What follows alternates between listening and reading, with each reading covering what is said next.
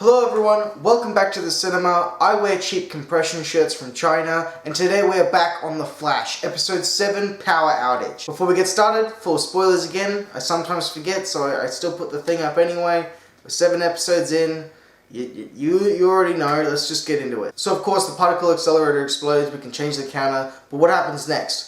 Well, the particle accelerator explodes again. Yes, we get it twice within the first 36 seconds of the episode. Bang bang, exactly why I made that counter, because we get it. So, this episode moves fast. It's throwing stuff at me quicker than I can take it down in notes, and I suppose that makes sense because the show is called The Flash. We start the episode out with the origin story of the villain for this episode, called Blackout. Now, it's basically just a metahuman that can control electricity and absorb energy from people like electricity. It's not explained super well, it's a lot of just technical jargon that they talk. The episode could have just been that, another D-list character, but it throws so much more at us, alright? Just so much. We get a lot of Harrison Wells being impatient and checking that secret room that he's got and checking the timelines of the future, wanting to make sure that everything that happens in 2024 is set in stone and that the Flash will vanish. He gets a bit impatient with Barry because he wants him to start picking up the pace. We get more of what we would all do if we were the Flash, and that's make life easier. Barry's waking up in bed looking at his alarm going, shit, I've only got a couple of minutes.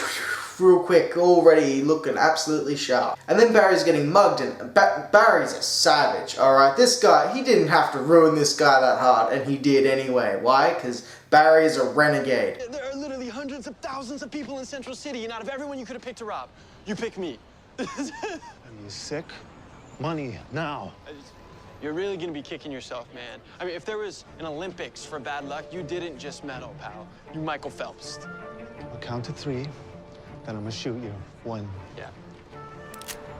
2. And while his desire.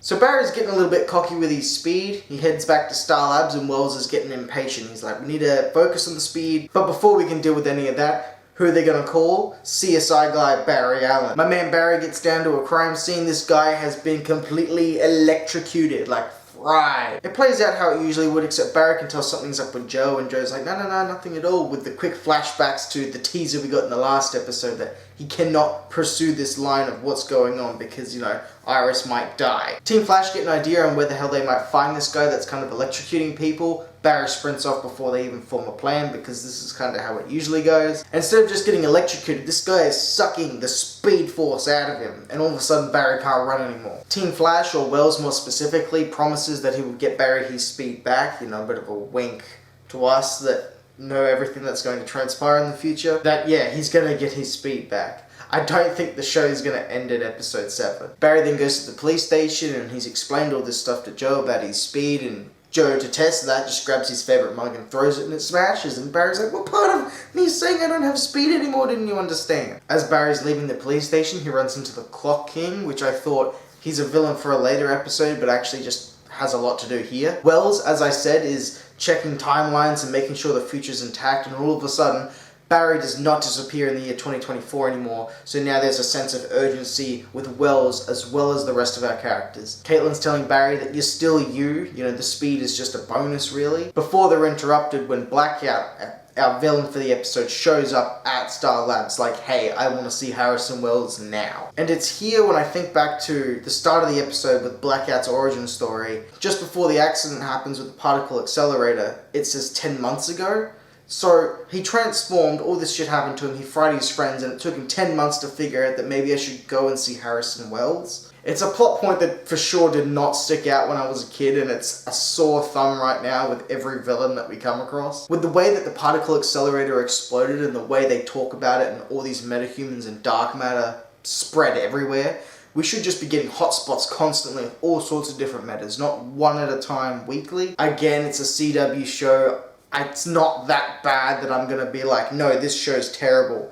It's going to have plot inconsistencies, alright? You've got to suspend your disbelief. There's a man that can run at Mach 1 speed. So Blackout is outside of Star Labs. He's losing his shit because Harrison Wells isn't coming to him. And instead of just cutting the power to the building, he cuts the power to the entire city. So meanwhile, over at the police station, the Clock King takes everyone hostage. He's inside the police station. He's got that shit locked down.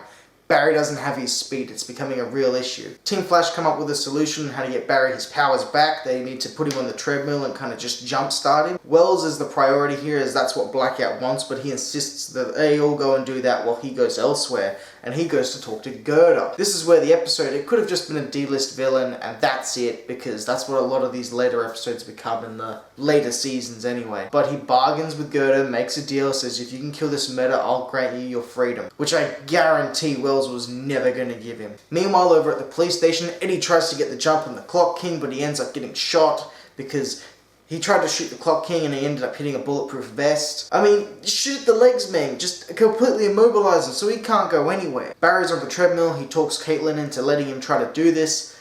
It ends up not working. His powers aren't back. So they leave. They try to find everyone else and they find Gerda bleeding out, dying. Like, what the fuck? Because they got in a brawl. Just a little thing, it wasn't massive, but ultimately Gerda dies. While Team Flash are trying to figure out what the hell's going on, Wells openly just straight up tells him, I let Gerda go. He breaks out into a bit of an argument with Barry over all this, but, you know, Wells just doesn't care about people. And who can blame him? People aren't great. Cisco comes to the conclusion that what's wrong with Barry is that he has the yips. Not something we say here down in Australia. The yips is completely unique to them. We jump back to the police precinct. I feel like I'm doing this a lot. How am I supposed to talk about this? I go back and forth, right? Or do I just say one story and then another story? What if the ends both coincide with one another? Eddie's bleeding out in the ground. Iris has to say goodbye to him as he's bleeding out because she's being taken hostage. That scene happens. And then Iris gets dragged away and then pulls a gun, and then we have a flashback to exactly what we'd just seen, like we'd forgotten what we'd just seen, which was Eddie like whispering in her ear, hey, you know, whatever, do something, which was a little odd, but not really bad. Meanwhile, back at Star Labs, they're trying to get out of the place. Barry gets inside of a car, which is weird, alright? I know this might seem odd, but how many times do you ever see Barry behind the wheel of a car? Like, count how many times that happens in this show. It's so little and so few that it feels weird when he's behind the wheel. Anyway, Blackout has our heroes pinned, and then Wells comes out in his special little chair. He talks about all the people he wronged and everything that he has done that has been bad, trying to give a bit of a wholesome speech or trying to appeal to this guy in some way. Blackout then goes to strike him with lightning because it doesn't work, and then it ignites Barry with that energy he needs to get his speed back and just zips over to save Harrison. And Harrison's sitting there in slow motion as the lightning's coming to him, and he almost seems smiling, like he's so content. Was he really counting on Barry knowing exactly what to do? Or more that, did he know that Barry was going to save him? No, he couldn't have, because he says at the end that he didn't realize that it was emotional. So was he just willing to die? Was he not going to get out of there? Barry then has a fight with Blackout, but it's not really a fight. They have like this energy spurging between the two of them because Blackout's trying to absorb the Speed Force, but the Speed Force is so strong with Barry right now that he's like choking on the energy. Before Barry can even breathe after that, he whips down to the police station and everything is already sorted because Iris had the gun to him, took back the control of the police station, everything was sweet. So, we jump back to Star Labs again. Blackout's being imprisoned, but I'm not sure why because it looks like he's dead. He's in a body bag. Barry and Wells have a quick discussion about, you know, everything that just transpired. And Wells is just straight up. He's like, yeah, I don't like people. I'm a bit arrogant. You've read my file. But ultimately leaves the two on better ground than what they were before. Barry then goes to visit Eddie in the hospital. Joe's there as well. And Eddie is like super doped out on drugs. Joe goes over to this glass vase with flowers and he goes to slip it off the edge. Barry catches it in time and Joe just, it's when he genuinely, you can feel him say, awesome. Eddie's there. Eddie's like, wait, did any of you guys just see that? No, you're doped out on drugs. Don't even worry about it. Wells then goes back to his special room and sees the future is back intact.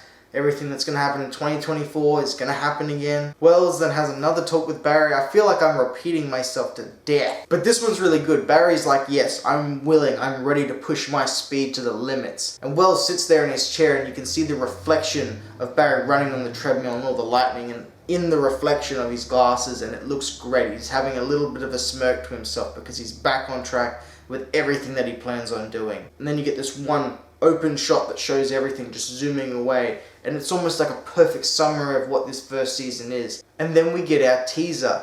Wells sneaks off down to that prison and he goes and takes a blood sample from Blackout. I think he's dead because he's still not moving. I could be wrong. Because he's seen that Blackout can steal the Flash's powers and he wants to learn how to do that. Which is a good teaser, but nothing like the last episodes. That one was just on the pulse. And that is episode 7, Power Outage. Again, it's another episode that could have just been filler for the sake of being filler, but everything with the Clock King and Blackout and bringing Gerda back into the picture here and more of Wells being more blunt and more frustrated and impatient, it's just building the stakes and the urgency so much more. And instead of just flatlining, this just keeps the show's momentum going on an uphill slope. I remember it just gets better and better from here. I know the next episode is pretty unconventional. We've got our first crossover episode in The Flash. Looking forward to it. If you haven't already, consider subscribing. I'm covering all the Marvel movies at the moment and more of The Flash, obviously. If you've made it all the way through to the end of the video, you're a bloody legend, and hopefully I can see you guys next time. Bye guys.